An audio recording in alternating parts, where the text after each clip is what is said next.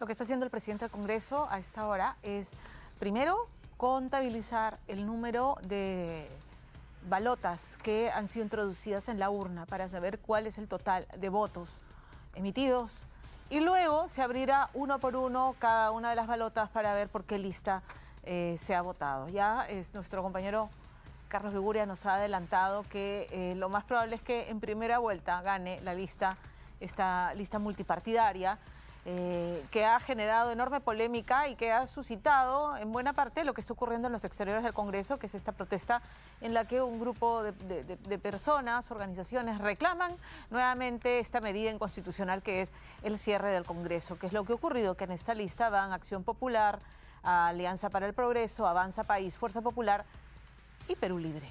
Y Perú Libre ha tratado Vladimir Cerrón, el líder del partido, de tomar distancia, de hablar que no hay una alianza fujicerronista, pero esta se olía hace rato en el Congreso de la República por la forma en que han ido votando estas agrupaciones políticas, sosteniendo, y ahí sí casi en su conjunto, un gobierno débil, un gobierno sin bancada, un gobierno, el de Dina Boluarte, que tiene una mochila muy pesada, que son las 60 víctimas mortales de todas las manifestaciones que ocurrieron entre diciembre y enero, diciembre del año pasado y enero de este año, y sobre los que respuesta política no ha habido, escudándose que las investigaciones independientes las hace el Ministerio Público. Y esa es la mochila que además en ojos de la opinión pública internacional también es un baldón para el gobierno de Dina Boluarte. Y es este Congreso el que lo sostiene, porque todos quieren llegar juntos de la mano al 2026.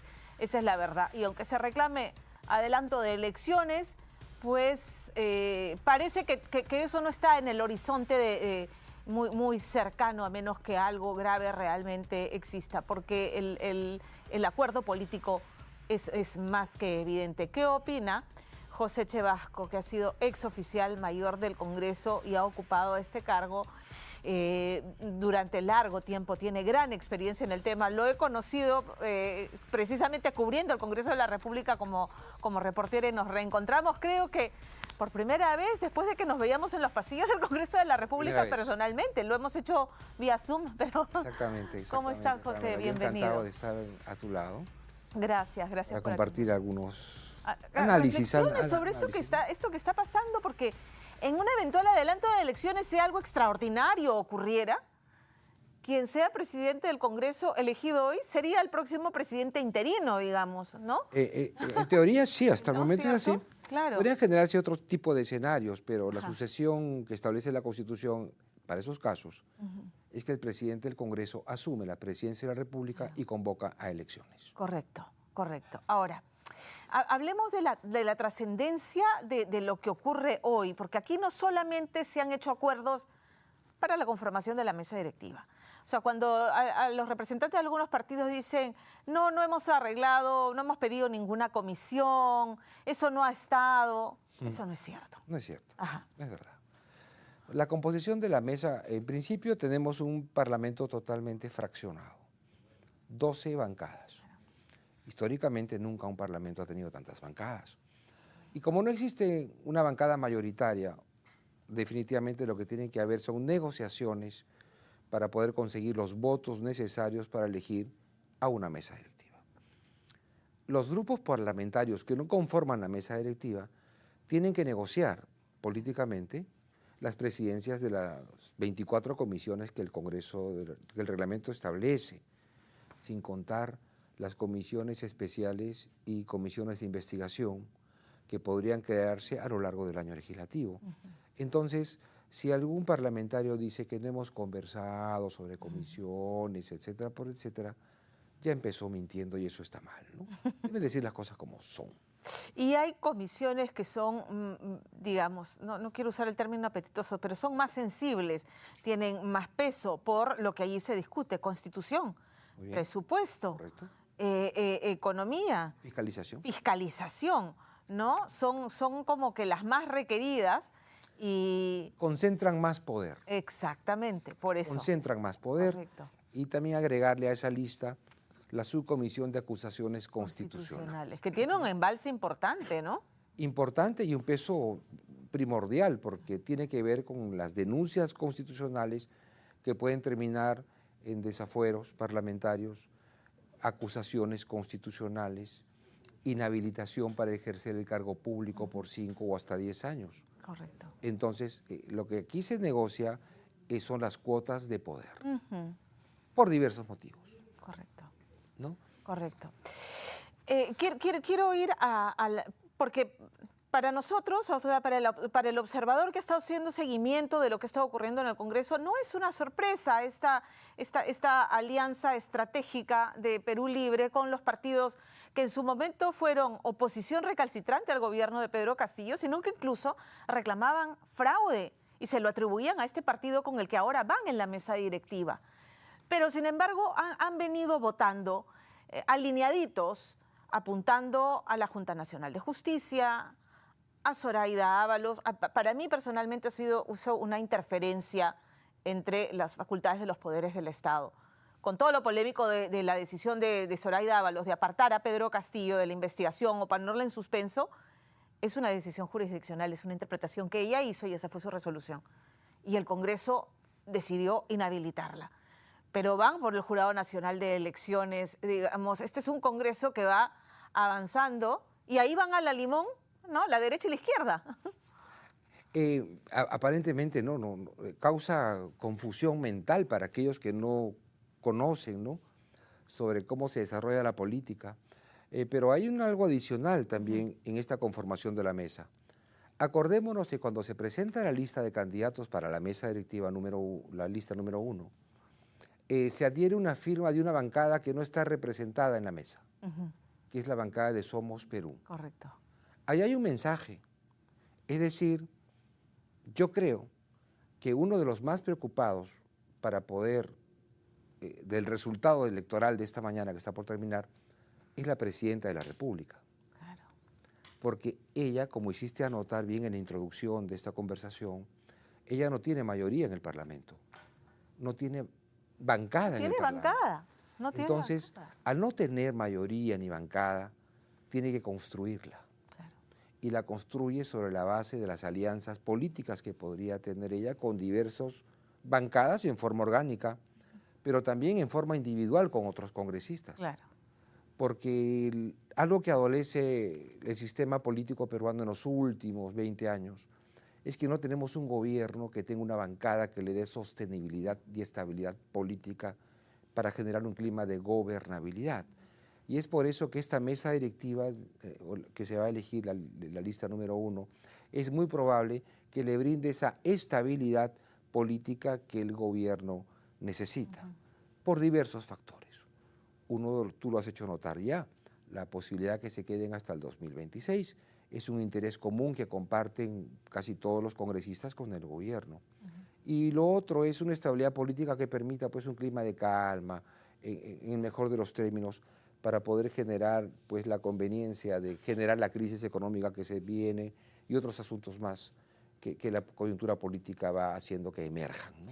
Y en ese acuerdo tácito de llegar hasta el 2026 tenemos un Congreso que se afiló los dientes de la fiscalización, ¿no?, del control político, y que hoy están sentaditos y dicen, hagamos como, pero nos quedamos tranquilitos, hagamos que somos oposición, pero nos quedamos tranquilitos. Yo entiendo a la clase empresarial, José, cuando dice, esto es mejor que cuando estábamos con Pedro Castillo. Sí, yo pienso sin duda. lo mismo. Ya. Pienso lo mismo. Pero no se puede atropellar las funciones fundamentales de un poder del Estado o abdicar de ellas en función de ello, tampoco. Es que mira, en realidad cada escenario político que se va conformando tiene su propio afán.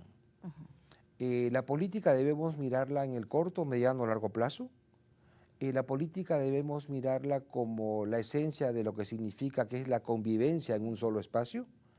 La política debemos mirarla como una herramienta para poder también convivir los diversos actores del espacio político público. Ello dependerá de cómo queremos ver la política. Muchos la ven con un ojo crítico, ¿no?, de la abdicación, de los sistemas de control y fiscalización. Otros pueden ver el control y la fiscalización de una manera meridiana. Claro. Es decir, no es lo mismo, no sé si valga el ejemplo, meterte un balazo en la pierna que meterte en el corazón. Claro. Entonces, es probable que yo prefiera, para efectos de poder justificar una acción de control y fiscalización, darte un golpe no tan certero, porque si no el sistema comienza a decaerse. Te entiendo. Entonces, lo que tenemos que aprender, creo yo, de la política es que la política es la convivencia en un solo espacio, porque tampoco es bueno un Congreso confrontacional permanente como lo tuvimos en la primera etapa del gobierno del señor Castillo. Claro. ¿Correcto?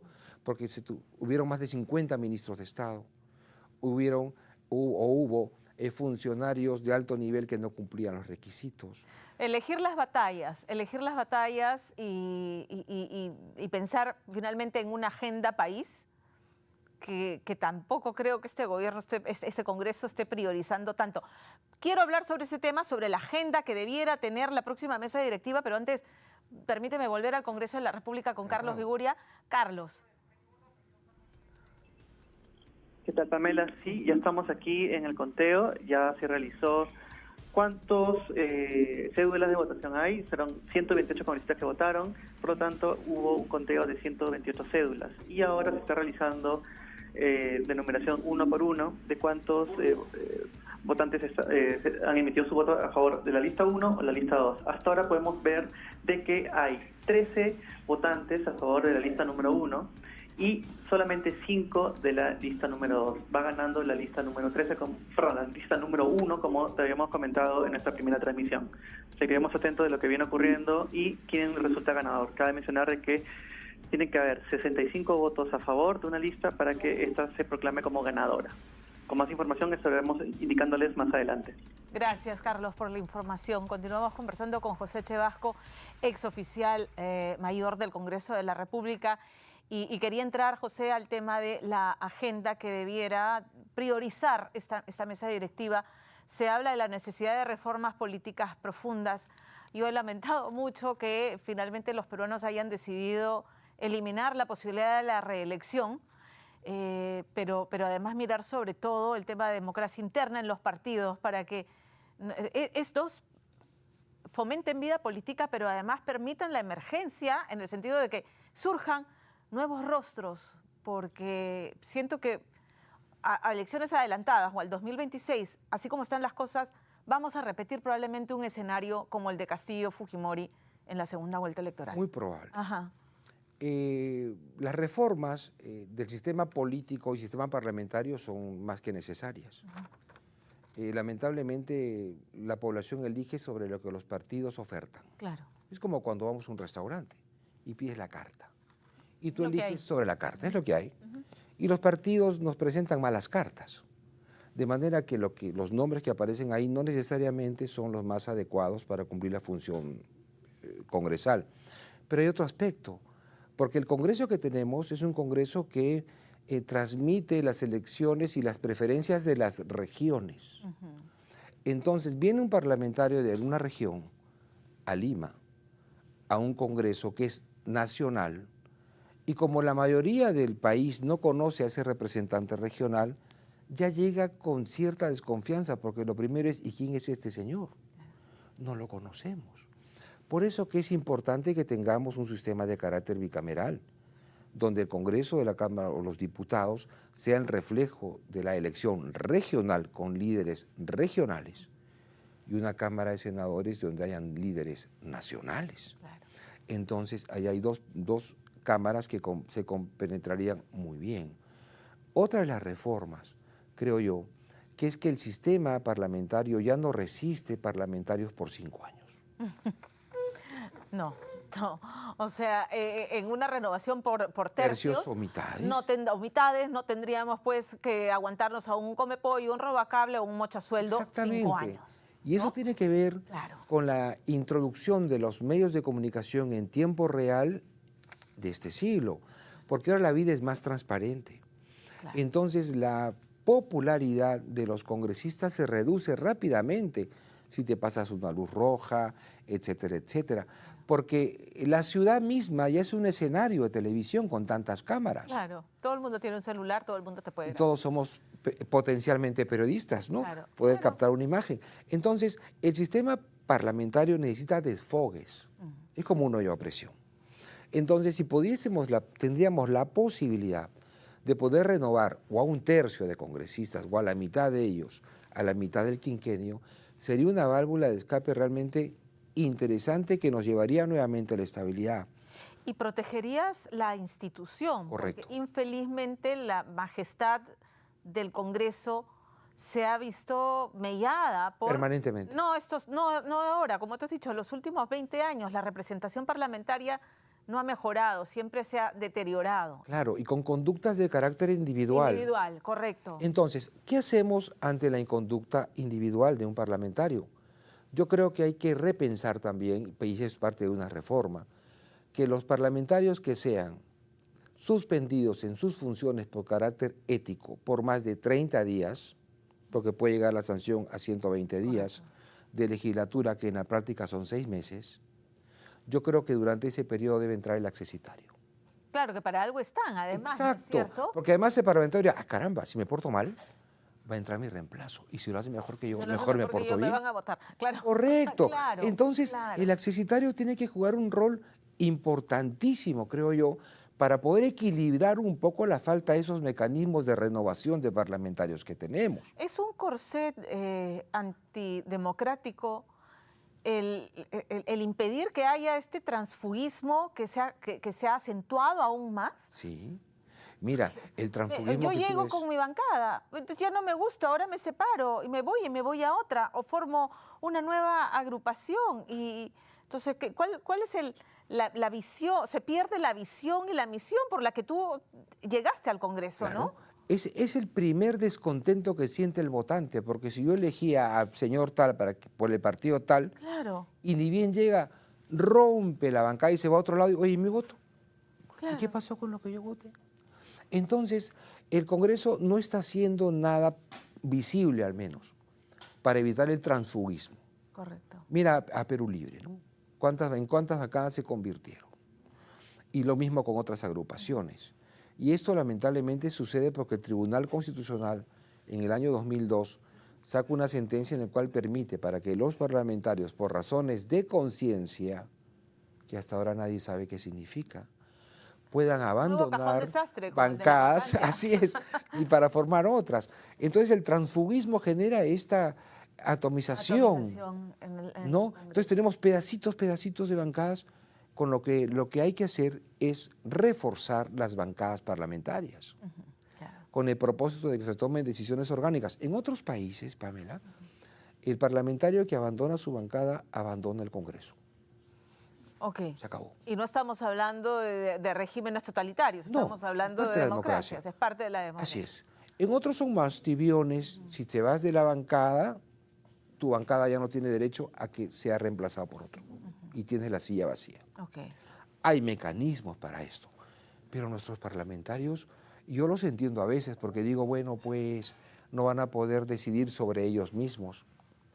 Pero al menos que decidan para que a partir del 2026 Correcto, tengamos prospectivamente. un Congreso ya reformado, con estructuras totalmente sólidas que permitan devolverle la confianza a la población en el Parlamento Nacional. Esa debe ser las reformas políticas y las reformas del sistema de partidos, esa debe ser una prioridad de esta mesa directiva que va a iniciar el 28 de julio, pero de las que vengan hasta el 2026 Claro, sigan, ¿no? hagamos que el Eso Congreso del es- futuro Exacto, funcione mejor. correcto. Que no les atañe a ellos, ya, perfecto, los entendemos como Cuidado humanos. con ya. los mochasueldos. Ya está, ¿qué vamos a hacer?